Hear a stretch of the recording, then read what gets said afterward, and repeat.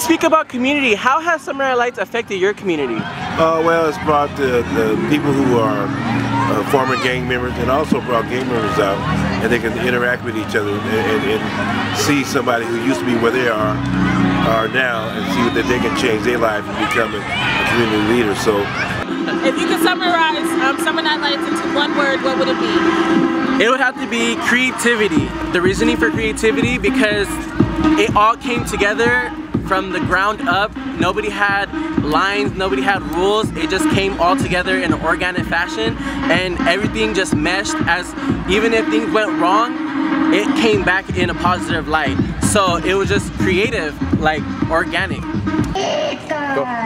Buenas noches, ¿cómo se llama? Alicia Carrera. ¿Cuál es tu mejor experiencia que tuvo con el programa de Summer Night Lights?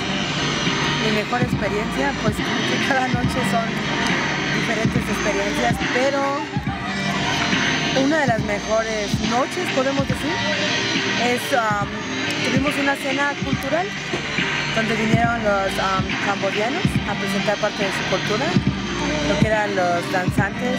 También tuvimos comida de lo que es Camboya, pero lo más bonito es cuando, para mí lo más padre fue cuando latinos, había también afroamericanos y cambodianos, estaban bailando una música de ellos, y era bien interesante ver cómo puedes combinar diferentes culturas cuando hay una misma, pues se puede decir como un sueño, ¿verdad? De tener o lograr hacer algo. How about a round of applause?